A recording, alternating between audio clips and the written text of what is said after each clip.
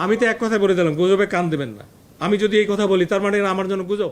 সরকারি চাকুরিতে প্রবেশের বয়সসীমা ৩৫ করা হচ্ছে, এটা নিছকই গুজব।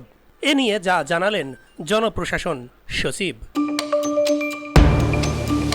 প্রিয় দর্শক, অনুরোধ রইল ভিডিওটিতে একটি লাইক দিয়ে আমাদের ইউটিউব চ্যানেলটি সাবস্ক্রাইব করে দিবেন এবং ভিডিওটি সম্পর্কে আপনার মূল্যবান মতামত কমেন্টস করে জানাবেন।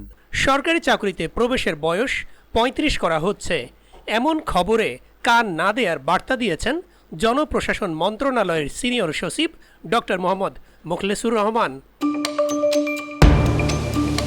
রবিবার সচিবালয়ে তার কাছে সরকারি চাকরিতে প্রবেশের বয়স বিষয়ে জানতে চান গণমাধ্যম কর্মীরা।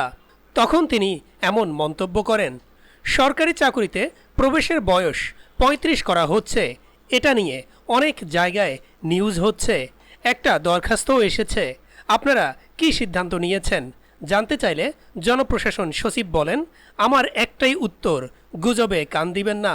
আমি এক কথায় বলে দিলাম, গুজবে কান দিবেন না। সরকারি চাকরিতে প্রবেশের বয়স ৩৫ করা নিয়ে দীর্ঘদিন ধরে আন্দোলন সংগ্রাম করছেন চাকরি প্রত্যাশীরা।